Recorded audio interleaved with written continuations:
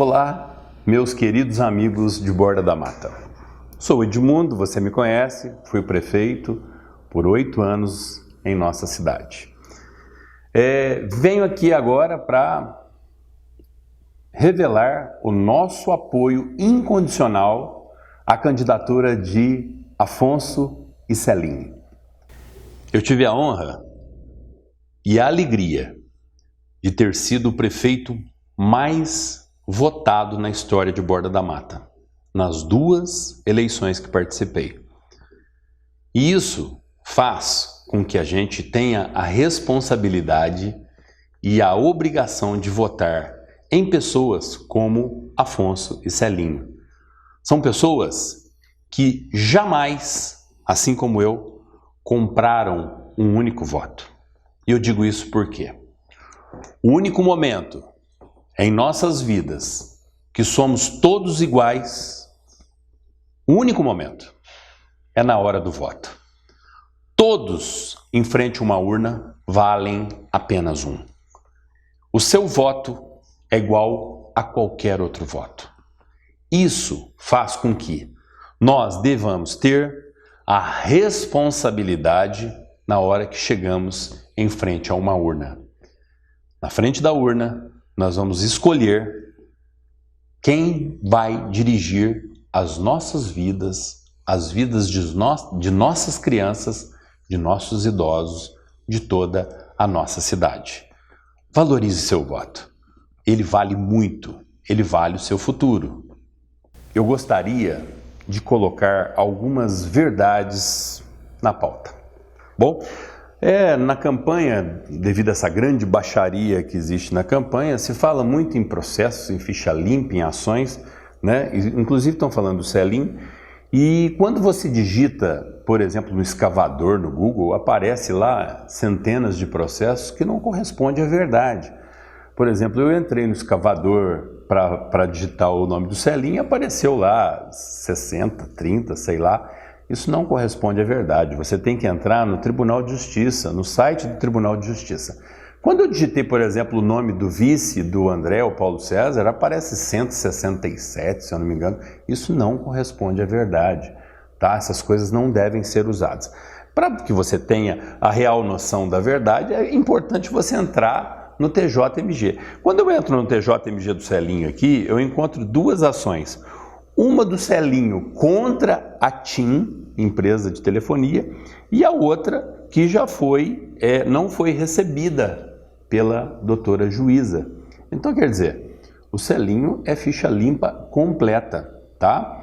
O Celinho, aliás, tem uma única condenação em sua vida de uma transportadora que entrou com uma ação contra ele porque um amigo dele pegou um carro dele, né? Inclusive, foi um acidente fatal aqui indo para o posto Estrela da Mata, onde nós perdemos um amigo e o Celinho ele foi condenado a indenizar a transportadora porque o carro que o menino estava dirigindo, que veio a óbito, era dele, era do Celinho. Então ele foi condenado a pagar a transportadora. Fora isso, mas essa despesa a gente não contabiliza. A grande perda foi da vida do nosso amigo. Tá? Em relação às minhas ações, né, entre no Tribunal de Justiça também, você vai lá encontrar coisa de bloquete, né, 2 ou 3 ações sobre concurso público, de eventuais atrasos nas nomeações do concurso público. Aliás, né, eu tenho 2 ou 3 ações de concurso público, eu fiz concurso público, né? Interessante é que o atual prefeito não tem ação e não fez concurso público. Daí já dá para ver a perseguição que a gente sofria do antigo representante do Ministério Público em nossa cidade, né? Tem lá a ação que não respondia ao sindicato, já vencemos. Tem do veterinário de Borda da Mata, que supostamente não cumpriria a carga horária. Então eu respondo junto. Infelizmente, o prefeito ele responde por ação de terceiros, né? Tem de nomeação, tem multa do Chiquito, né? Eu paguei uma multa do Chiquito né, lá atrás e respondo juntamente com o Chiquito nisso. Tem também da limpeza do córrego do Barro Amarelo, que a gente fez a limpeza do córrego, ficou muito bacana. Eu respondo a ação porque nós não conseguimos fazer um PTRF, porque existia no Copan essa dívida lá dos governos bem anteriores. Tem duas ações de equipe de apoio, porque eu ganhei também, já ganhei essa também, que a gente contratava equipe de apoio, o promotor queria contratar segurança armada, eu não queria segurança armada, eu queria equipe de apoio, já ganhamos também. Tem de funcionário que supostamente não teria enviado os documentos, eu respondo juntamente. Então, são ações tão ridículas, certo? Que nós vamos ganhando todas. Não tem nenhuma ação de desvio de dinheiro, de licitação fraudulenta, de outras coisas, né, que a gente provavelmente no futuro poderemos ver. Tem também de equipe de apoio, tem uma que eu nomeei minha esposa para tomar conta do asilo, né, que por sinal fez um belo trabalho, né? Se eu pudesse voltar lá atrás, eu nomearia ela novamente para tomar conta do asilo, da assistência social, né? Muitas pessoas acham que isso é irregular, não é, né? Porque ela é efetiva, e efetivo pode ser nomeado em cargo de confiança. Uma prova que vocês podem ter que isso é fato é do filho do Mourão, do vice-presidente, né? Que inclusive está na nossa defesa.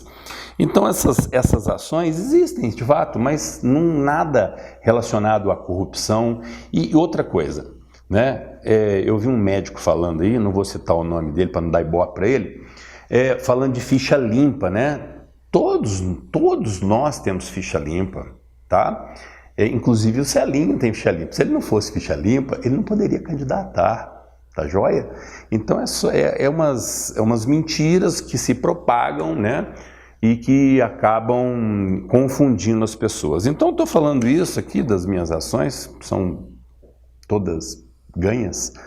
Eu só perdi uma ação até hoje, né? Mas eu vou ganhar ela em segunda instância, que foi um senhor que trabalhava na prefeitura, que completou 70 anos e aí demorou um tempo para fazer a transição para a contabilidade, e ele permaneceu e eu infelizmente fui condenado a uma multa juntamente com ele. Mas eu vou reverter isso em Belo Horizonte, se Deus quiser, tá?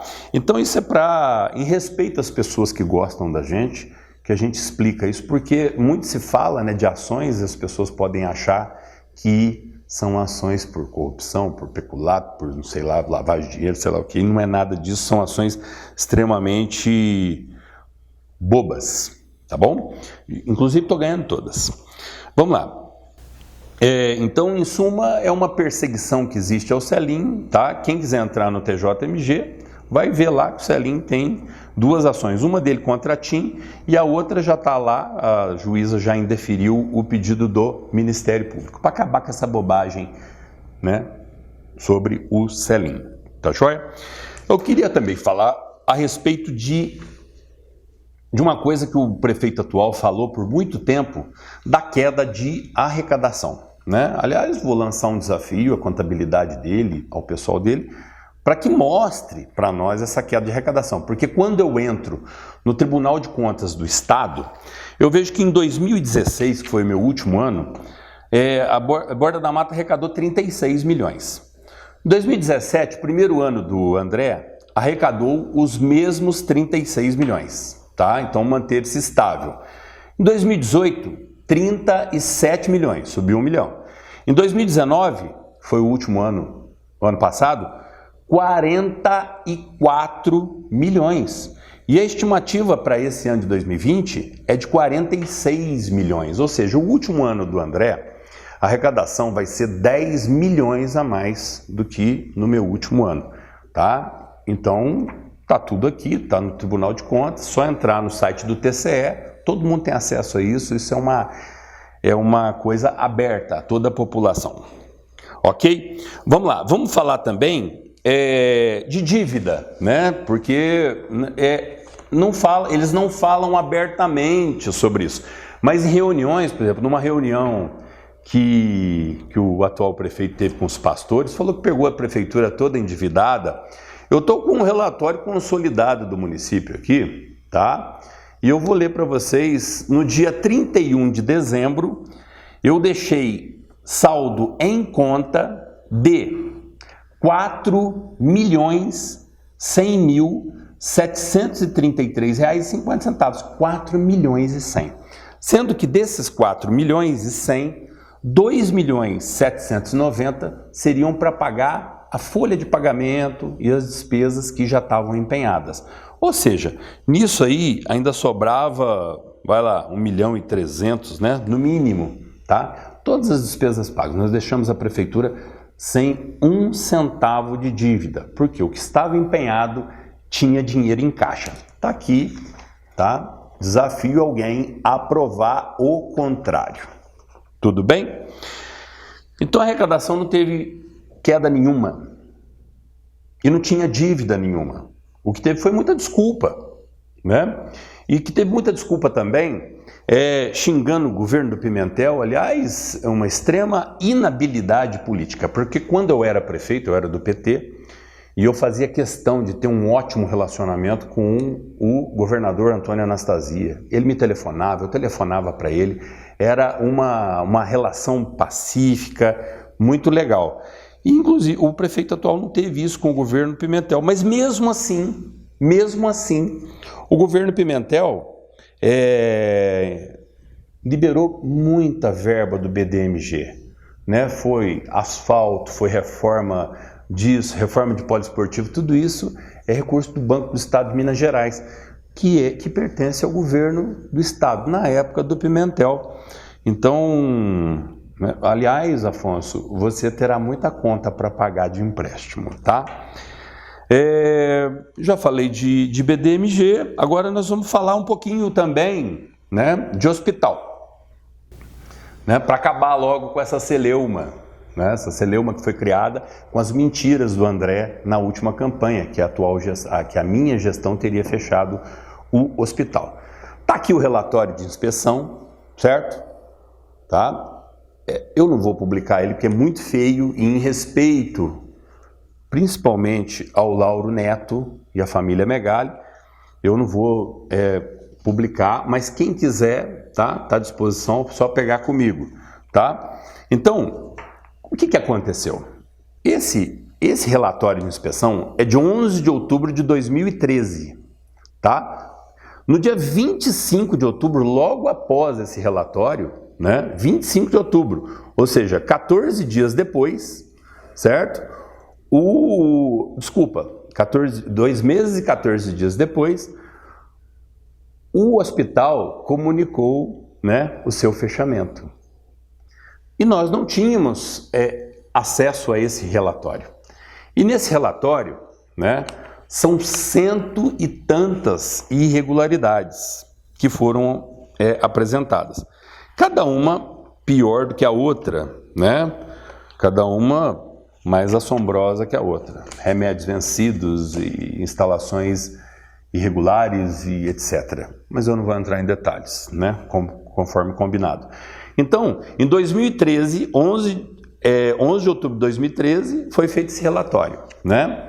E aí, em 25 do 11, quer dizer, alguns meses depois, né? Outubro, novembro, 2 meses depois, o hospital, que era particular, anunciou seu fechamento. Por quê? Porque era impossível fazer isso aqui em pouco tempo, né? E a municipalização ocorreu só no ano seguinte. Ou seja, quem fechou o hospital foi essa aqui, ó, essa inspeção aqui, tá? E no final da inspeção, é muito interessante, no dia 25 do 11, tá aqui, ó, no final da inspeção, a conclusão. Foi expedido, dia 25 do 11, foi expedido um ofício do Lar Irmã Maria Augusta, que está aqui o ofício, certo? Comunicando à Superintendência Regional de Saúde, na pessoa de sua coordenadora, a não realização de atividades hospitalares, só iam ficar com o asilo. Sabendo disso, eu entrei em contato com o Lauro Neto, certo? Uma pessoa que eu estimo muito, por sinal, e solicitei para ele a devolução do prédio, para que nós pudéssemos reformar, como reformamos, né? Fizemos tudo lá para o que está hoje, foi a gente que fez, né? Ali no pronto atendimento, e para dar continuidade às obras. E aí nós fomos em São Paulo, está aqui a ata, nós fomos em São Paulo dia 22 de janeiro de 2014, tá? Para acertar a transição do hospital. Antes disso, aqui na minha casa, eu recebi a visita do Lauro Neto e de sua esposa, Andréia, tá? Eu e minha esposa, Vanusa, recebemos eles aqui. E nesse momento nós ficamos sabendo, né, através de uma outra ata, que está aqui, a ata da Atlas, que a empresa não iria mais colaborar com o hospital. E até então, a empresa e o hospital eram particulares. E nós solicitamos à empresa a devolução do imóvel no dia 22 de janeiro de 2014. Inclusive, está aqui nessa ata, lá de São Paulo, que o prefeito sugeriu ainda, o senhor prefeito, naquela reunião, que a área do terreno contíguo, do terreno onde se encontra a edificação, as instalações do asilo e do extinto hospital geriátrico fosse doado diretamente à APAI. Sim, fui eu quem pediu para que todo aquele terreno em volta do hospital fosse doado para a APAI e prontamente, maravilhosamente, o Lauro Neto e a família Megali concordaram. E aí deu aquela celeuma toda, porque foi para o fórum, pode, não pode, pode, não pode, o juiz deu a sentença favorável à APAI, né? E aí o prefeito sabe-se lá por que quis tomar o terreno da APAI em Belo Horizonte, mas não conseguiu, graças a Deus, tá? Então, voltando ao hospital, certo? Para acabar com essa mentira, prefeito. Não pode ficar mentindo mais, tá? Não vou aceitar mais essas mentiras que eu fechei o hospital, porque o hospital não era da prefeitura. O hospital era particular. E devido a esse relatório de inspeção, tá? Que está aqui disponível para todos verem, cabuloso até esse relatório, tá? Não vou tornar ele público na internet, mas quem quiser ver, tá? O prefeito deve ter esse relatório também, né? Então, quem fechou o hospital foi a situação precária que ele se encontrava, ok?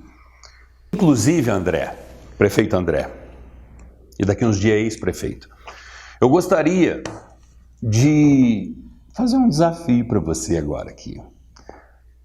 Diga que é o contrário.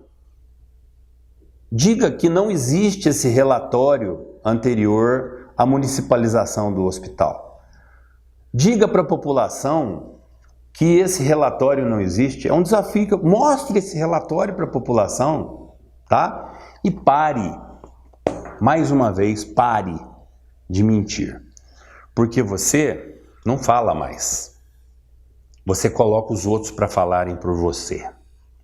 Você coloca uma milícia digital que, inclusive, já foi dado os prints, devidos prints, todos responderão criminalmente por suas postagens, certo? Então, é um desafio. Está aqui a verdade, certo? Relatório, 11 de outubro de 2013.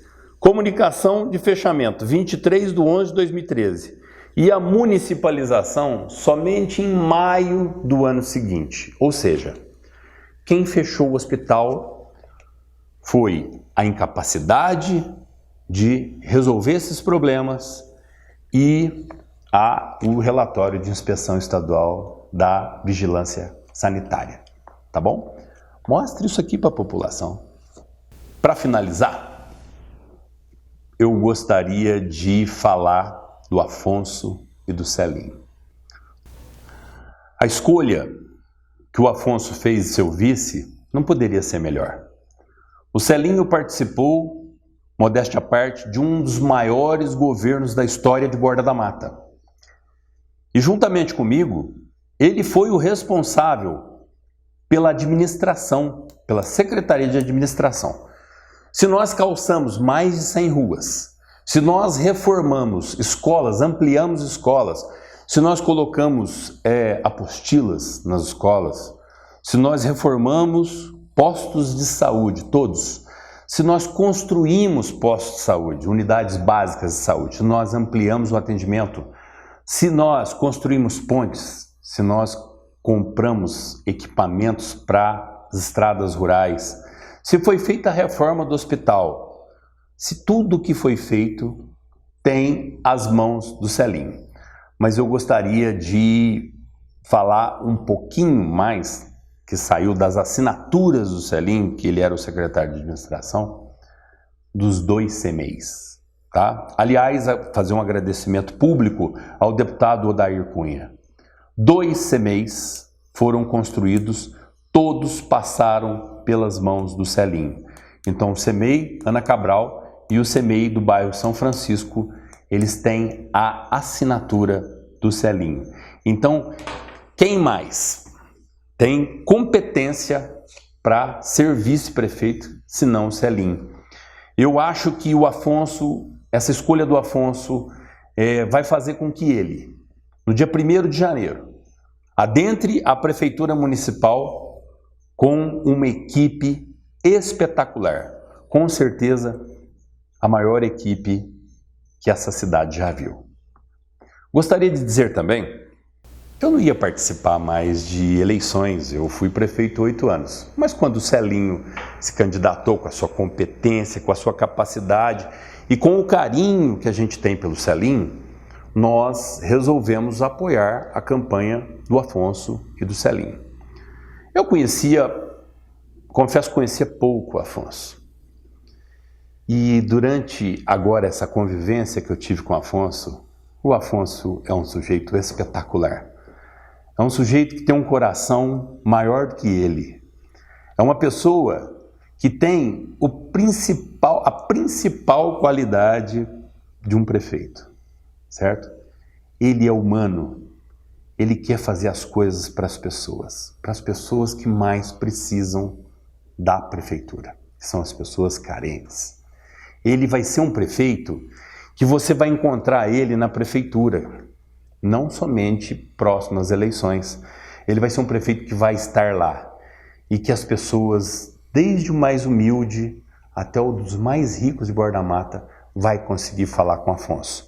Eu não tenho dúvida nenhuma que o Afonso será o melhor prefeito que essa cidade já viu.